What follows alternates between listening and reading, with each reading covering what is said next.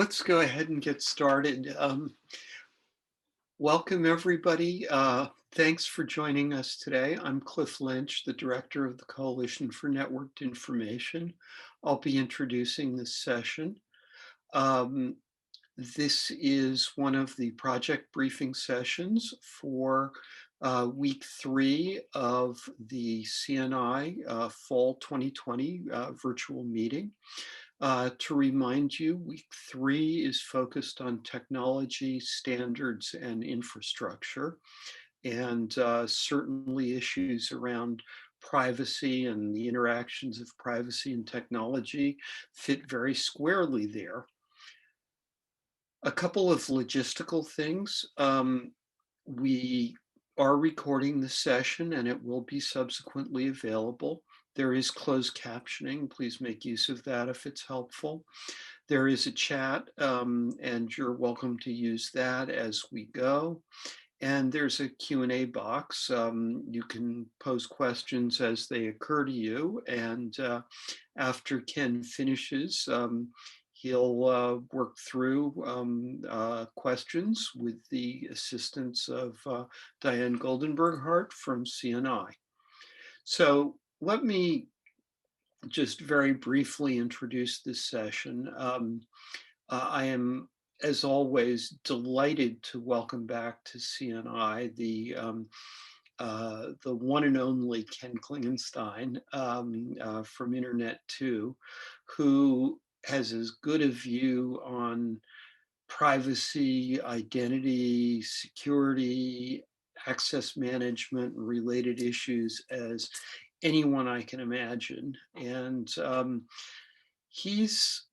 we're not allowed to have buffets anymore because of the pandemic, but if we were, I would characterize this as a bit of a buffet of recent developments that are on Ken's mind and that have affected many of us and that promise to affect us in new ways in future.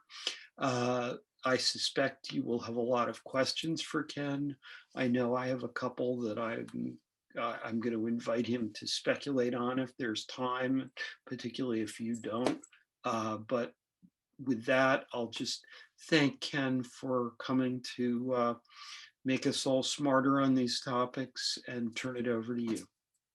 Welcome, Ken. Thank you, Cliff. Sound check, things okay?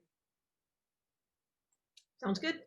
Okay, and thanks to all of you for attending and for finding the room, as it were.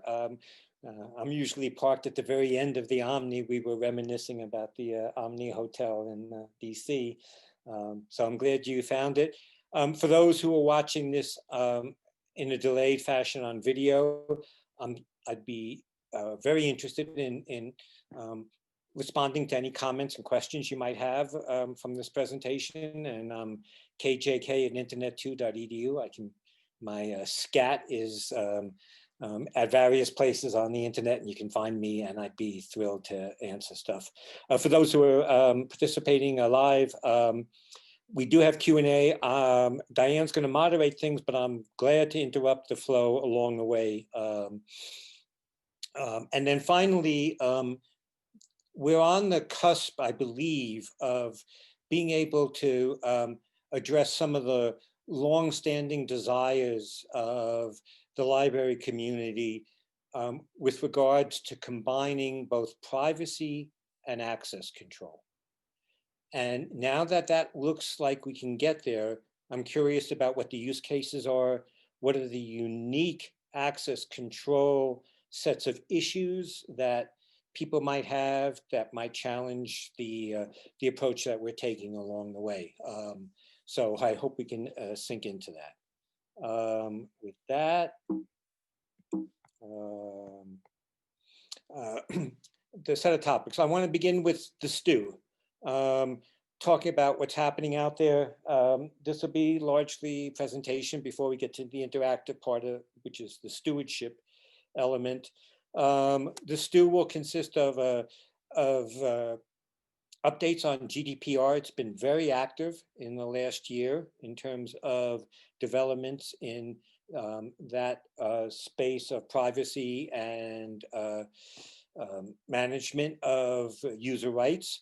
We'll talk a little bit about Privacy Shield. I'm not sure that for the community gathered here, that Privacy Shield was in fact much of a shield, but for some of your universities and institutions, and for a large number of corporations, Privacy Shield was a way to interact with the Europeans, and that has been struck down, and we'll spend a little bit of time talking about how to manage the aftermath of that. I want to look at the stuff happening up north in Canada, partially because some number of the attendees at CNI are traditionally Canadian, but largely because the Canadians are doing it really right, and want to put a bit of a highlight on that. I'll just touch briefly on how COVID-19 tracing and privacy interacts. Many of you on this call may have a more profound understanding, and be great to exchange that. And then finally, I'm going to talk about a piece of work that we've been developing now for several years about attribute release with consent. And in the last few weeks, that activity has started to engage with FIM4L, Federated Identity Management for Libraries. And we're getting to a point where we can begin to, again, start to do proper access control on collections. The stewardship piece is a lot more about process.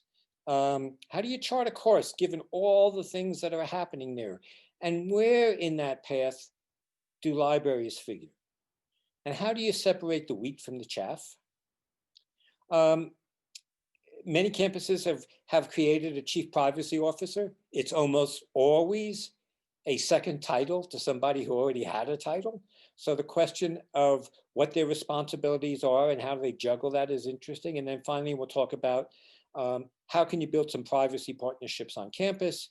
And our examples for that will be how to manage these seamless access attribute bundles as they make their way into the IT world from a group that has been largely librarians shaping that.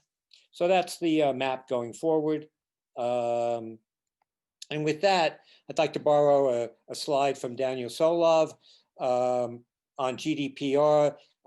Daniel has a number of really good resources about this. He provides them freely with acknowledgement. I would point out that there's a lot of elements to GDPR, and you might be familiar with some number of them and not the others.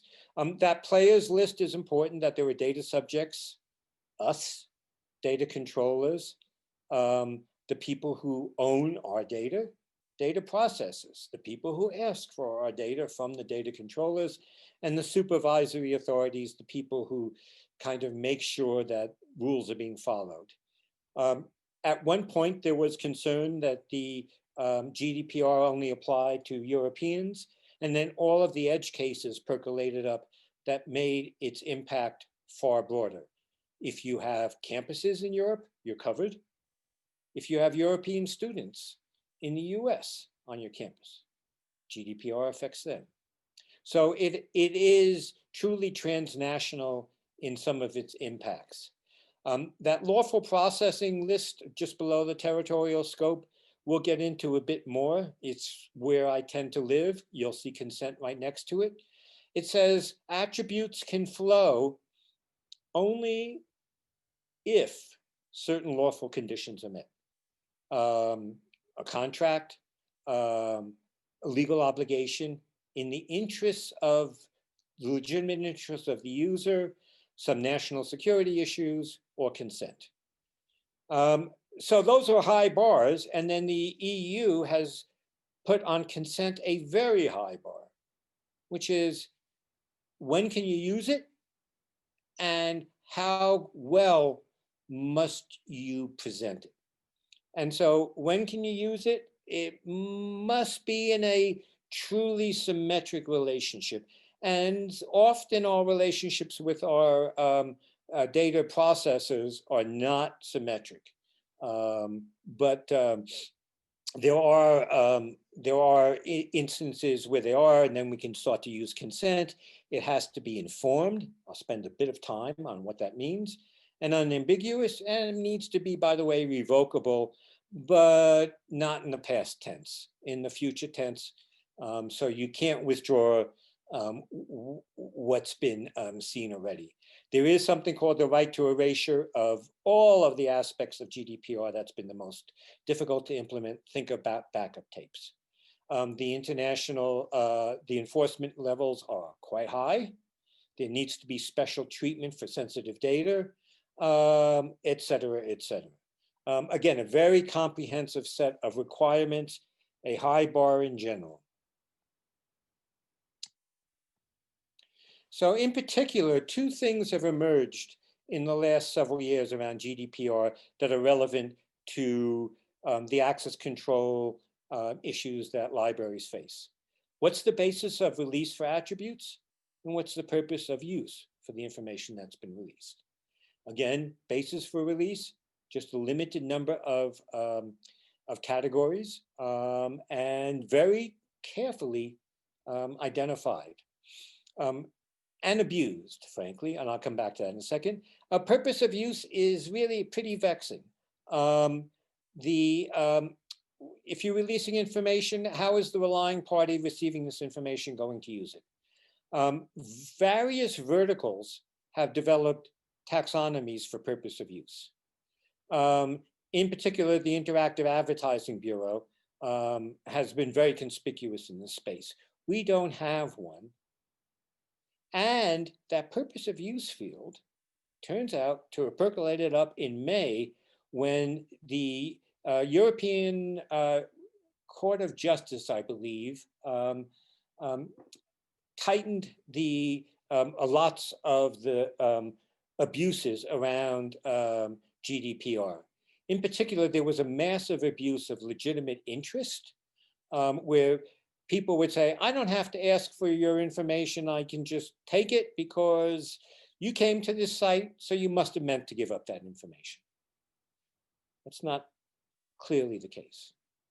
Poorly done consent and cookie walls. So perhaps the most dramatic impact of these May rulings are now visible if you're visiting websites that are frequented by people who are covered by GDPR.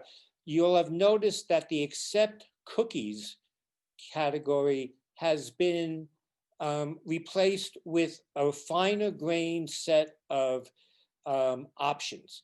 You can click to accept all of them, typical cookie wall, accept all these cookies, or you can click on that box, typically at the bottom of the screen, and discover there's 4 sets of cookies, and you can choose which ones to accept.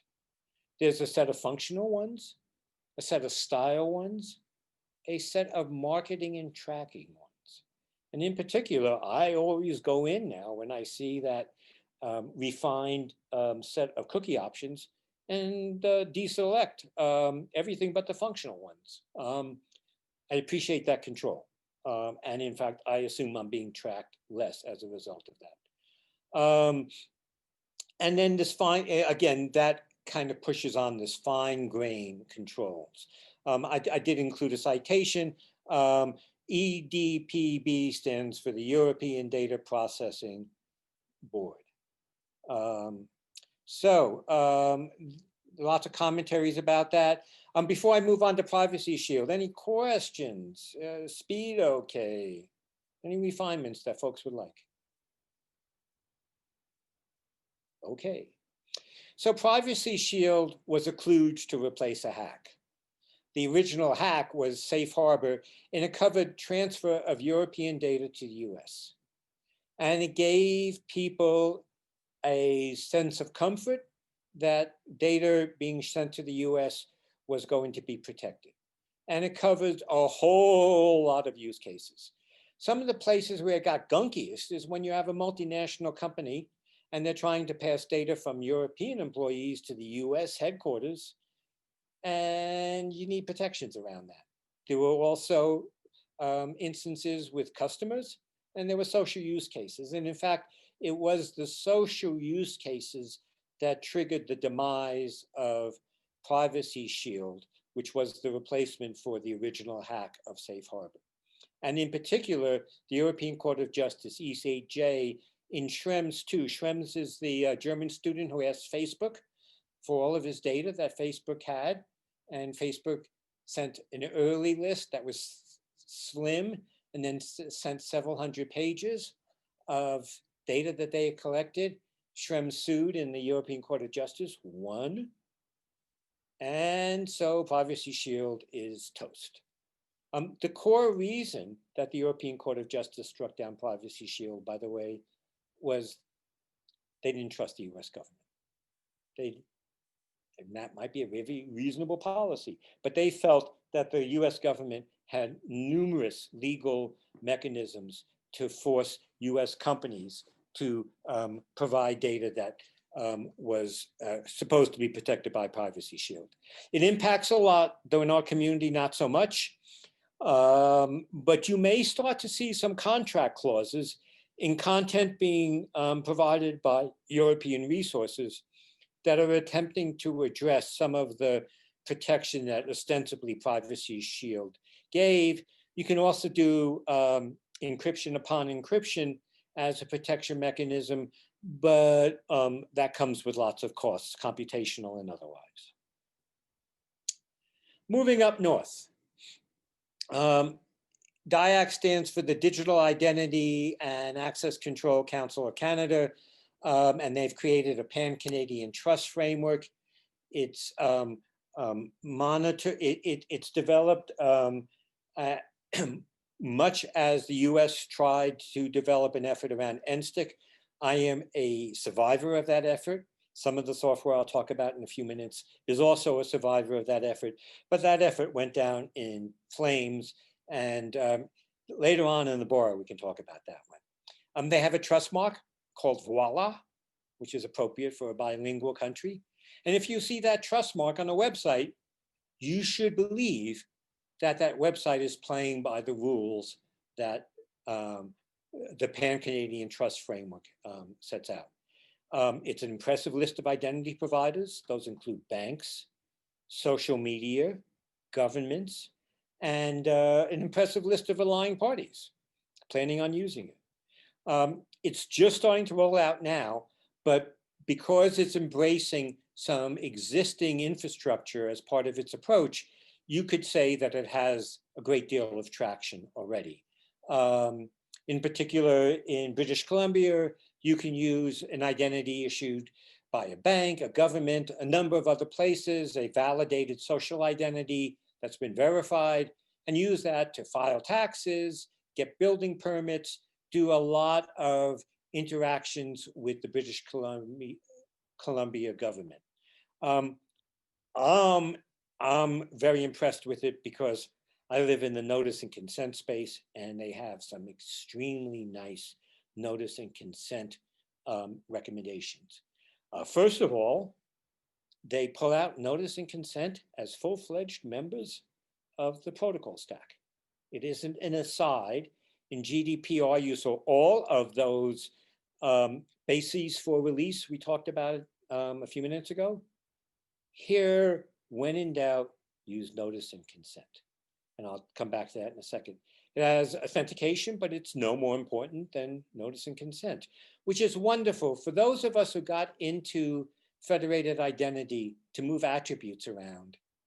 We lost our way and wound up doing single sign-on across the internet because there was an immediate need with very few attributes flowing, and that's been a source of frustration. And now we might be able to get back into having attributes flow. I'll come back and touch that as well. They have the concepts of verified persons and verified organizations, and then they have some infrastructure. It's an elegant framework that privacy cuts across. For the notice and consent requirements, again, for those of us who live in this landscape, they're very welcome. Consent will normally be sought. It isn't determine if it's a legitimate interest, determine if it's some kind of contract signed years ago. When in doubt, do consent or notice. Notice in the places where things have to be provided, consent where there's some discretion. It's always opt-in. It takes place at the time of transaction, but it can be given for a period of time, like for a subscription service. Withdrawal of consent, as mentioned, it applies to future transactions where you've given it for an extended period of time, but you can't close the barn door that's when the horses have left. It's always explicit and in language that is easily understood. And that is quite a challenge. And I'll show you some screens where we've attempted to do that.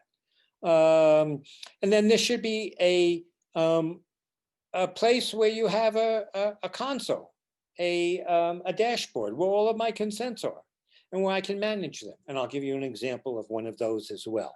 And that consent dashboard has just taken fire in Europe as well. And I expect that to be the next set of efforts going forward. I just want to touch briefly on COVID-19 and privacy because it had huge impacts on everything, including privacy. Rapid adoption of new cloud services, which we all went through. We didn't really have the time to look at the data protection clauses or the intellectual property clauses because we couldn't have stayed open without that. So there was a number of privacy concerns that got sidelined by the urgency of providing online education. I think we need to revisit those. At a recent conference in Europe, Gartner talked about how, as a result of COVID-19, the future arrived 57 months early. I'm not quite sure how they got the number 57, but in fact, we're dealing in a future world now and scrambling to make it work. I won't get into the subtleties of contact tracing, but I would assume that some of you have followed the nuances of the various approaches. We've gone, thankfully, from a very centralized approach that often would use mobile devices, but would use your phone numbers on the mobile devices and gather from the cell phone towers that your phone interacted with where you were and who was around you. And that had major privacy impacts along the way. We've migrated from that centralized approach, by and large, to have most contact tracing apps, and I have one on my phone, be decentralized. So my phone is keeping track of what other phones have come within Bluetooth range of my phone. But no one else knows that but my phone. But there is now a thread to be triggered if somebody's phone has, the owner has come down with COVID-19, there is a path to be followed, a decentralized path that would let the owner of that phone notify owners of phones that have been proximate that there was a positive test. And that came at some functionality expense, but I was pleased to see that. Ironically, that approach of privacy preservation and contact tracing was championed by Google and Apple. And I tend not to think of Google and Apple as being privacy preserving companies, but in this case, they were inspirational. So before I dive into this one, let me this is a natural pause point. See if any questions are percolated up. Comments? I'm not seeing any questions right now, Ken. Thanks, Diane. Okay.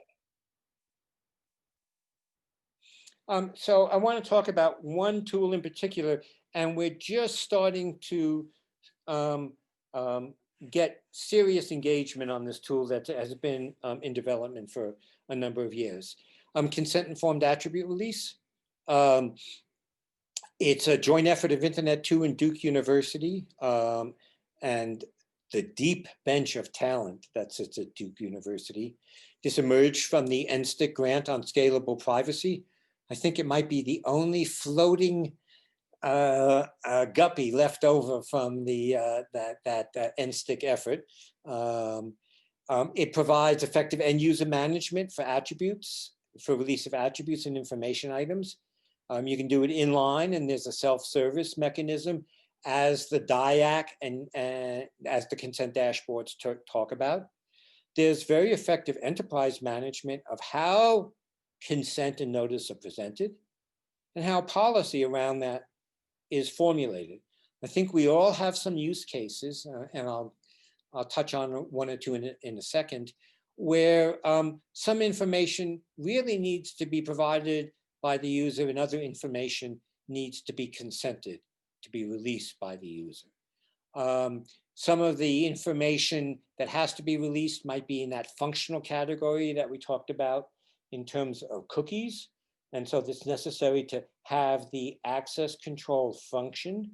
Some of it might be compensatory stuff where a user has color blindness and wants the screen to be presented in a certain fashion. And those kinds of attributes could be consented. And then there are some things that are negative attributes where we don't want the user to not release them. We all have negative rights. Somebody is banned from using the VPN. Somebody is prohibited from using another resource. You don't want to have a user be able to suppress information that's important for the relying party to have. So there are mechanisms for both shipping information and giving users choice about shipping information. It turns out there's unexpected compliance benefits. Your lawyers at your institution are probably keeping track of what attributes are being released to what relying parties. That's a requirement of GDPR. They may be keeping that stuff on a spreadsheet. I know of a couple of universities doing that. That tracking of what information is being released to which relying parties per user is a simple report out from the car software. Click this button and your manual spreadsheet gets replaced with a report that's issued at whatever frequency. CAR is open source software. By the way, it works for OIDC, it works for SAML and Shibboleth, it works for batch feed. So one of the painful aspects of our privacy actions to date on our campuses is that we're policing, maybe, the release of information via real-time interactive stuff. But we have these batch feeds going on, batch feeds provisioning to Zoom, our user base, batch feeds provisioning to Google Docs, batch feeds provisioning to third parties who are doing alcohol education services for us. Those batch feeds are not covered by FERPA today. And so if a student has selected FERPA, it's not reflected in their privacy settings in these batch feeds. This gives us a mechanism for that. It's open source software. And for those of us who go back way too far, the original Shibboleth t-shirt said, "We'll work for attributes." This is what that's about. So I just wanted to show you a typical screen. The identity provider here is Amber from some arcane novels. And here I am going to a Research R Us site, and they want attributes. I want to just show you a couple of things about this screen. First of all, over here on the right, a reminder of what site you're going to and the privacy policy for that site. Over here on the left, we say review and edit what you provide to this site, because this is stuff that you had preset, and this is what you did last time, as it were. The release and deny are in the typical red and green permits and denies. The attribute being released is presented in English or in Spanish. CAR is multilingual. It does Chinese quite well. The value being released is also presented. Now, you can't correct values that are being released in this environment. You'll need to go to the system of record to correct that, but at least you're notified in the case that a value is improperly set, that you need to change that. And then underneath that in italics is the purpose of use. We're finally presenting for the first time why an attribute could be used or needed along the way. These things are easy to change, just buttons. This has been tested extensively on user populations across a variety of ages and backgrounds, and seems to be fine. In fact, the target moved on us while we were working on this. Early on in the days of federated identity, the general feeling was users couldn't do consent. And then Google and other social environments began to do consent screens badly at first, increasingly better over time, and users got used to the fact that they might need to do consent. And now we have a population that seems to be fairly comfortable with consent. Notice on the bottom, it says, don't show the screen next time. So you don't, unless you're a consent and notice person, you don't want to see this more than once to get to a resource. So you can suppress that. And then if you want to change your policy, you can go to the self-service console and change it. And if you as an institution want to have policies changed for users when something changes in the environment, you can trigger those, we want you to reconsent. What kind of changes could happen in the environment? Supposing ResearchOS changed their privacy policy, and you're not quite sure that you like it. You have, with a single command, the ability to ask all users going to ResearchOS to reconfirm their release policies. Could be a handy tool down the road. You can also reconsent if the value being released has changed. Here's another setting. I just wanted to give you a different view on this. This was for faculty trying to get to content. And this is important because it begins to do fine-grained access control. So in this one, I'm releasing not identity. Well, I'm releasing a display name, but that doesn't have to be identity. But I am releasing my affiliations, and it allows me to get to departmentally licensed content. And so we have access control. These departmental fund controls, and I'd welcome better wording on that from anybody in the community who has knowledge of that. These are expressed as group memberships, very simple to manage from the identity provider viewpoint, and gives restricts content to members of the School of Law or Sociology, etc. And finally, here's my self-service console. So here's all of the places I've set attribute release and consent policies for, and when I've updated them, and the manage button will allow me to go in and change my policies. So if I've decided that a site is becoming uncomfortable to get certain information, I can manage that. If I decided that I really want to change the way the site presents information in response to an accessibility concern that I now have, I can manage that as well. This is for any geeks in the audience. There's APIs all around the place. I just wanted to show you that in particular down at the bottom, there are two figures. So you as a user get to use that intercept interface, and you also get to do the self-serve interface. As administrators, there are two other interfaces that I haven't shown in this one that would allow the sysadmin to set institutional policies and would allow a privacy person or a librarian to administer a subset of those capabilities. So this would allow a librarian, for example, who has signed a contract for certain content to set an access release policy appropriate to that content. This stuff can get very complicated. I don't want to dive into it, given I want to leave time for questions. but let me pull up one example of where a institution has created a mesh of policies that need some triage. We'll talk about Harvard. We'll talk about Harvard, which allows you as a librarian, when you buy content, to set a release policy for all of the students and faculty so they can get to that content, except not all students. Because there is also at Harvard an Office of Special Students. Special in the sense that they're the children of presidents, or the children of shahs, or other kinds of very important people. And the Office of Special Students sets policies for the release of that information for those particular students.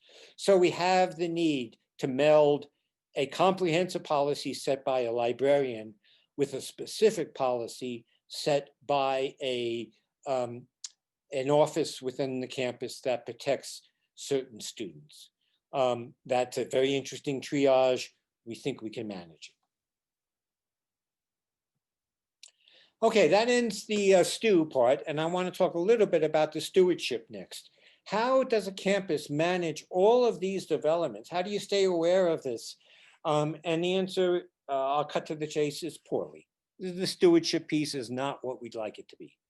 I'm going to lean a bit on a publication that just came out from ECAR. I want to thank them at EDUCAUSE about the evolving landscape of data privacy in higher education. And from that, I've drawn a couple of graphs that we'll be talking about. I want to talk about who the players are, what the processes are, and what the partnerships are. So who are the players?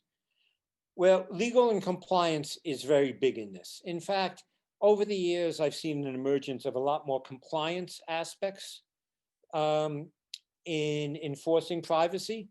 I think that's a result of some of the hefty fines that are being administered out there. And the compliance officer is a natural place for this to reside. The chief privacy officer. A number of campuses have created those offices, frequently in conjunction with the security office.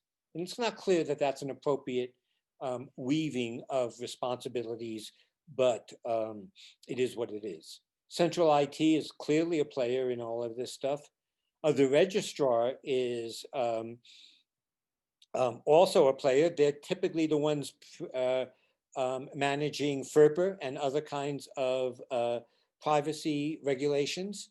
And I put libraries in question because up to 2 years ago, it's not clear that the libraries were as actively involved in some of this access control and privacy management as has happened recently. And I want to give lots and lots of credits to the group over at Seamless Access, RA21, NISO.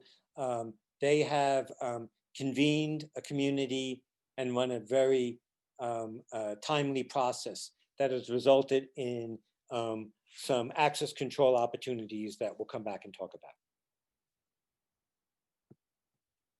So that chief privacy officer, again, thanks to ECAR, has so many responsibilities that I fear for executing them well. And first and foremost is, there's been a privacy spill in aisle 4. Would you please clean it up? Well, that's a large part of the work. And in fact, those things are hard to clean up. Sometimes you get to create policies about privacy, a lot of data governance issues. Sometimes it's important to do stakeholder privacy training. One of the requirements of GDPR is to actually train the people in the organization who manage privacy. It's explicit. Sometimes there's providing thought leadership, protecting PII, et cetera. Down at the bottom, there's some folks have, unfortunately, the responsibility of trying to police the swamp of privacy issues that students create around social media and big tech. That's a lot of work.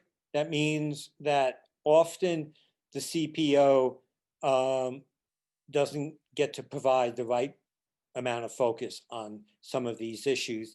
And I think in particular with the seamless access work, if that enters the portfolio of the privacy officer, it may not emerge. So I want to sound that caution. Again, from ECAR, here's some of the things that that privacy officer needs to do. It's a full-time job, and it's typically given to somebody who already had a full-time job in the security space. So I want to talk a little bit about process going forward, and I'd love for this to be interactive. And I see something in, oh, I see a question. So let me answer Robin's question about sensitive attributes.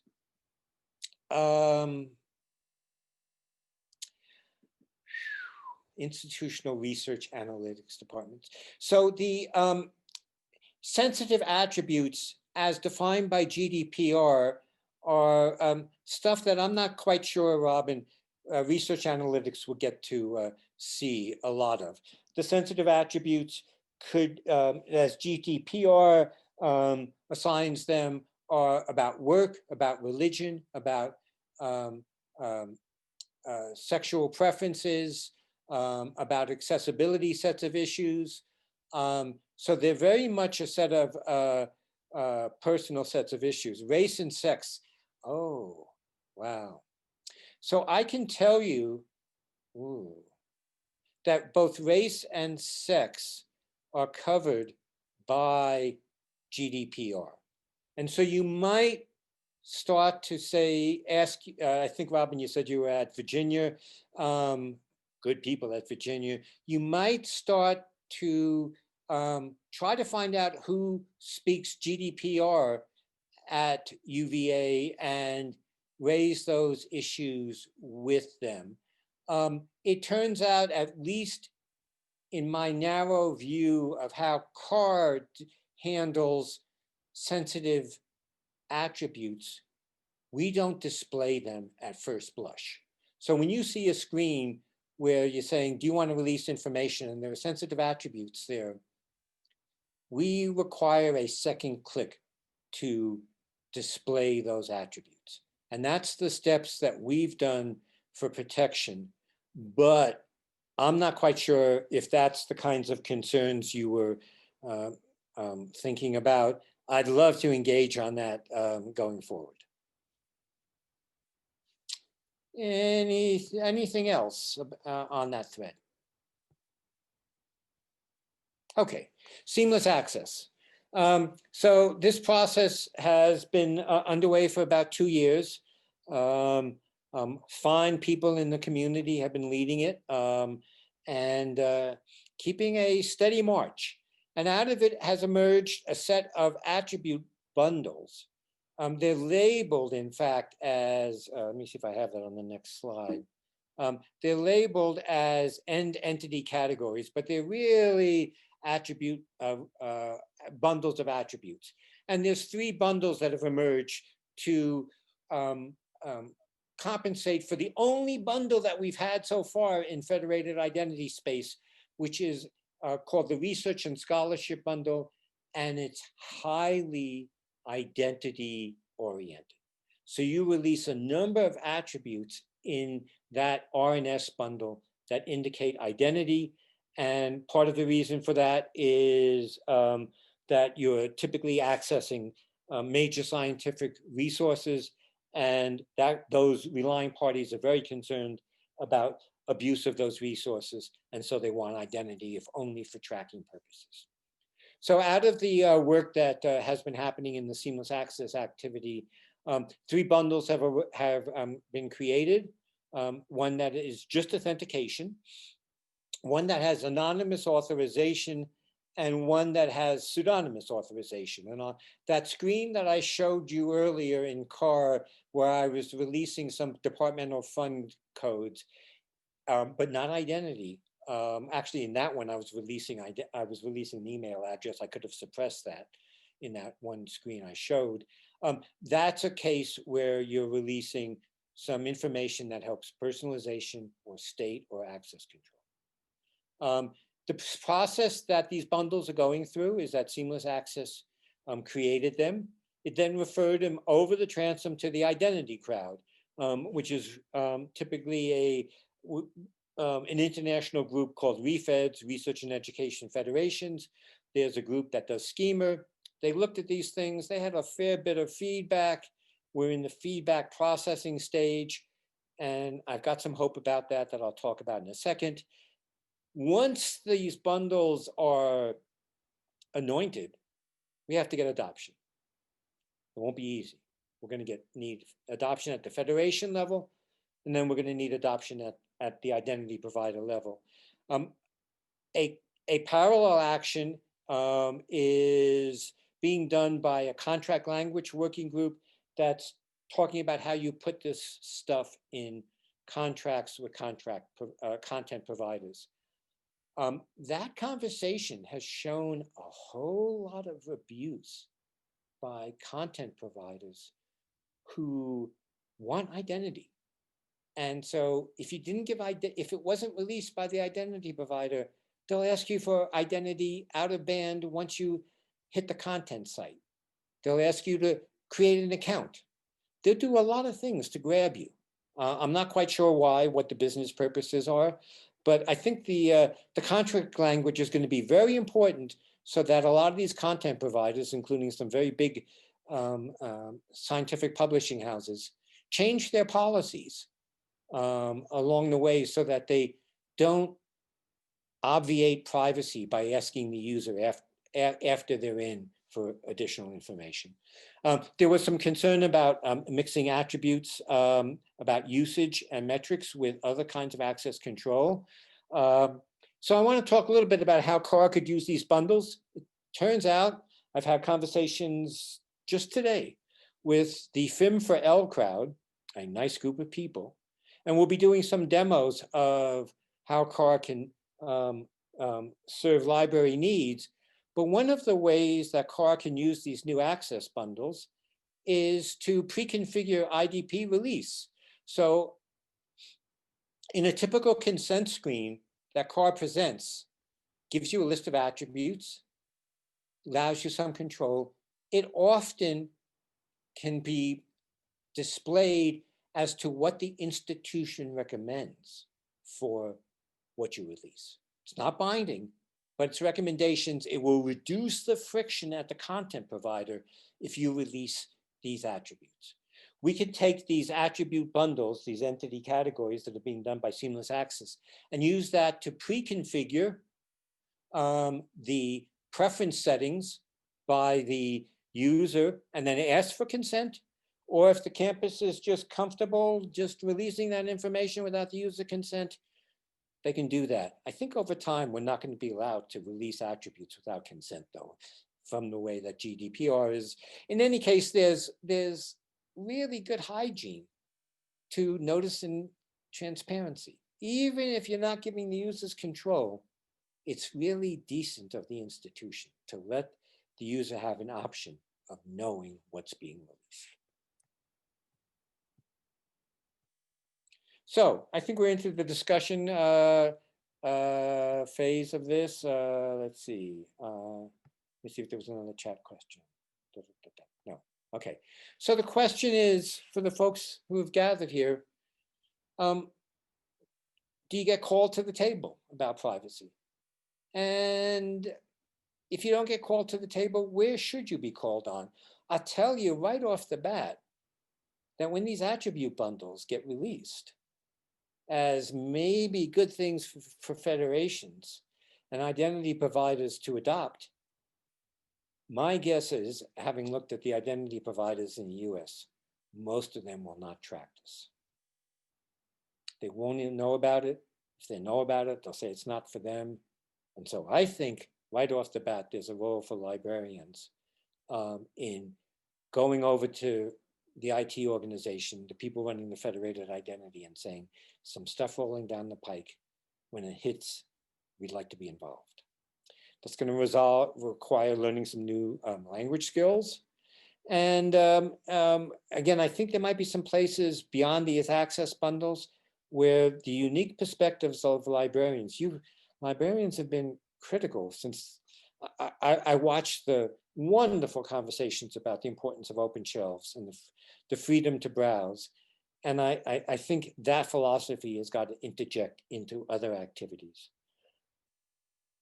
With that, I'll take a deep breath, I'll stop and turn this over to you, Diane, for next phase. Thanks, Ken. That was a lot to think about and a really wonderful presentation, and always so fun to hear it from you. So thanks for coming back to CNI once again. And in the spirit of conversation, I just shared with our attendees an invitation to participate in dialogue. So I see that Robin has raised her hand. Go ahead, Robin. I've allowed you to unmute yourself, and anyone else, just raise your hand if you'd like to jump in as well. Go ahead. Thank you. I didn't want to leave you with the impression that the library is just gaining a lot of attributes, and not handling it appropriately. But we had some research questions that had to do with diversity. And so this group was seeking, more information about individuals who had access content. And so I went to the data stewards and got sent to the institution analytics department.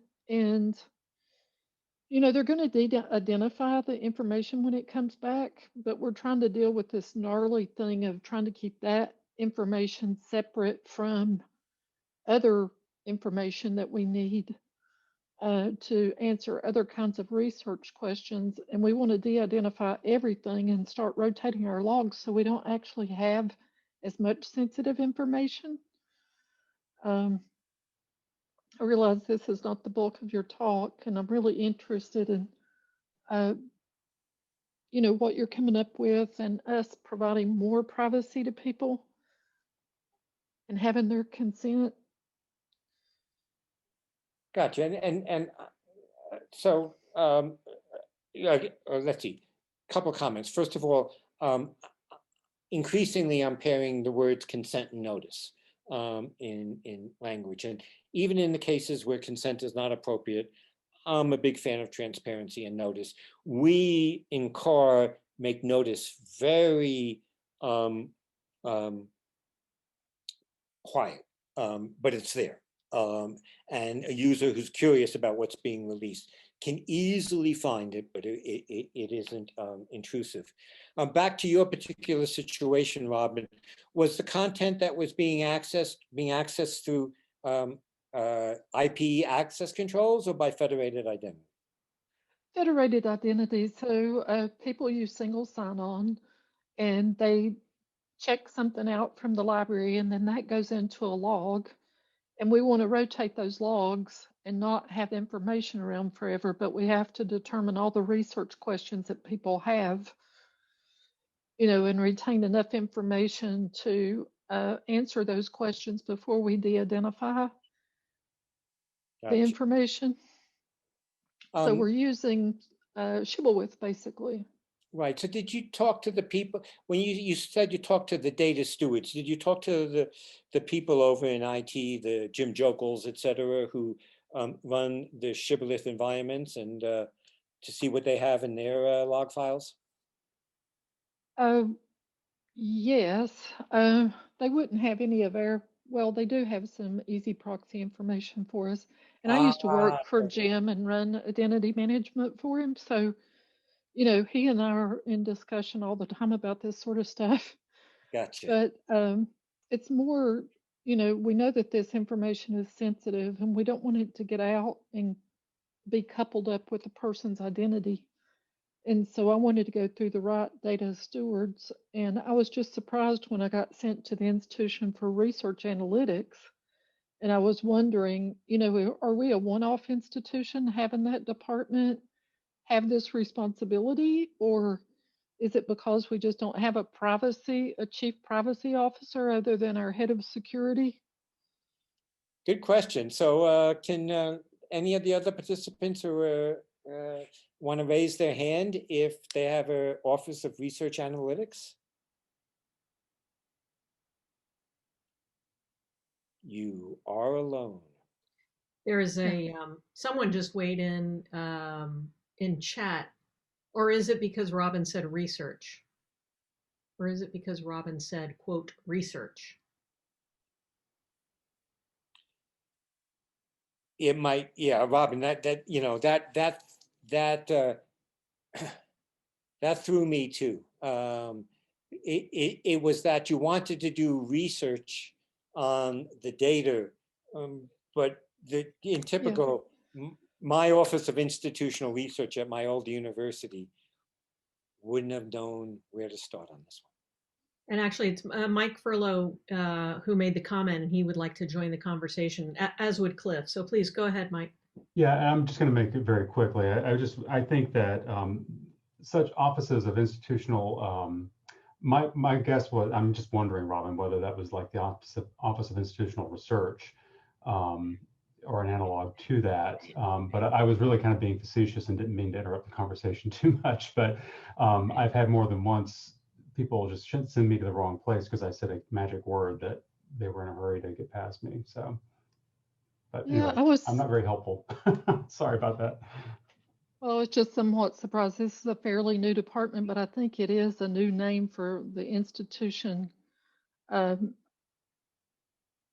data, the kind of people that would do analytics before, but it's just this new responsibility that they have now. And they told me, well, you give us the data, give us the logs with the authentication ID, and we'll give you back these attributes um, or information and answer your research question, but we'll de-identify everything. And it was just something completely different from what I've done before, where I'd talk to the data stewards and gain what we want. So let me with just them. appreciate that. Let me just jump in with, because this, with one or two questions that we won't get a chance to answer. But I'm really curious about content that has access control that would be governed by attributes. For example, citizenship. Is there content or enrolled in a certain class? I showed you an example already of how we can control that. But citizenship, I know of some medical research journals and databases where you cannot have two different files open at the same time because they're afraid of correlation attacks. And so the access control there is, if you have this open, you can't have that open, vice versa. We have all of these new capabilities coming down the road in terms of access control. And I'm curious if we have previously intractable technical situations that we can now handle a bit more gracefully.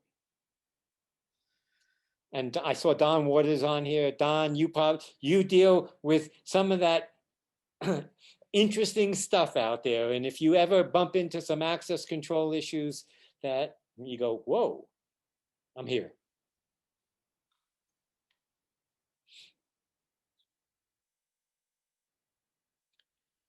So let me raise a figurative hand here and ask about something a little different.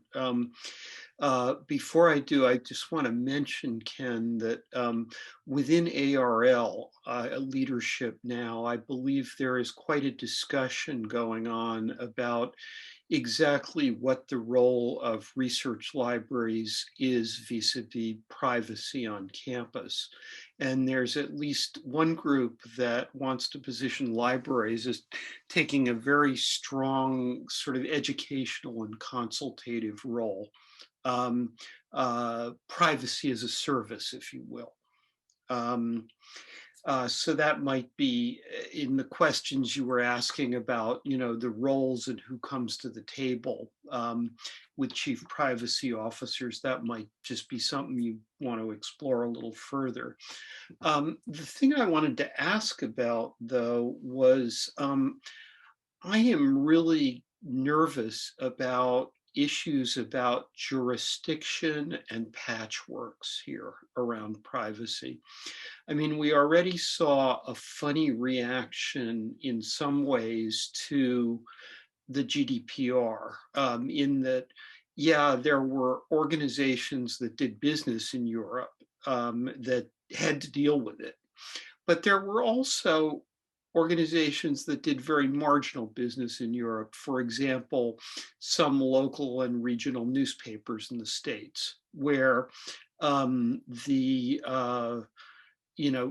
people abroad would occasionally, expatriates and things would occasionally look at them, but they really didn't do enough business to bother. And you just see those things blocked when you go to Europe now. They're just doing geo-blocking, saying, too much trouble to deal with GDPR. We just won't talk to people. Um, I have seen some very ambiguous stuff about um, Europe attempting to essentially assert jurisdiction over Europeans anywhere they may be in the world. And various institutions worried about that. Most recently, we've seen legislation, for example, in California, that raises the specter of a patchwork situation even within the US based on state law. I wonder if you have any predictions or reading on how that's going to play out.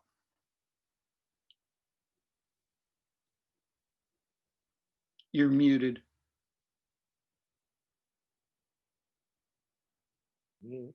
Okay, interesting question, Cliff. I had thought about including CCPA, the California Consumer Privacy Act, in this thread, but it's going to be revised significantly this year if they get to it, because they got a lot of things that they need to fix in that legislation. It was also consumer oriented and less for our particular use cases. That said, New York has done a privacy law. Other states are following as well.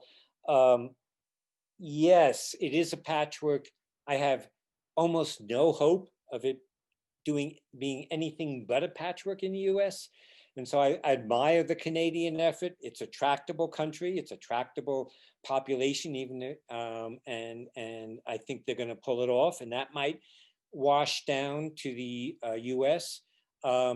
With Biden coming in, he got to witness the NSTIC effort. I hope he learns all the lessons from that. But it seems to me, except for some of the big tech issues that the Republicans have embraced, that we're not going to get any kind of uniform legislation in the US around this. It's just really sad. It's a reflection in a way of the fact that surveys consistently show that in Europe, people trust the government more in terms of privacy more than they trust corporations. And in the US, it's the inverse of that. They trust corporations more than they trust the government in terms of privacy. And what people hand over to corporations shocks me, and it shocks you, I'm sure, as well. Is there going to be a patchwork? Probably. Is there, hearing that there are cases where Europe is turning down US visitors because of the sets of issues around GDPR is intriguing. One of the things we were hoping to do and may still do is consent and notice as a service. And so we would be able to begin to deliver these capabilities that you saw in CAR without an institution standing up the full set of service offerings. We're a little confounded by a lack of data about where universities are using federated identity, who are the relying parties they deal with. I know at some campuses, there's far more local relying parties than there are in common, but the converse is true elsewhere. Whether we'll get to provide a service that could replace the patchwork with something so attractive and easy that people attend to that for uniformity, whew, sad to say, not on my watch. Thank you. That's helpful. Not necessarily, the best news in the world, but very helpful. Ken, thank you so much. You've given us an incredible survey of developments, and I really appreciate it. This is Shibboleth and Federated Identity was sent here to serve this community. We got sidetracked, but we've come back home. Yes, you have. And, this is one of the places where it started. Yep. Yep. So. All right. Well, thank you so much, Ken, and thanks to all of our attendees. This was a really great session, very fruitful. And with that, I will close the session and wish everyone a great rest of your day or evening, wherever you are, and hope to see you back at CNI in the days and coming weeks. Take care. Thanks, Diane. Bye. Bye-bye. Bye-bye.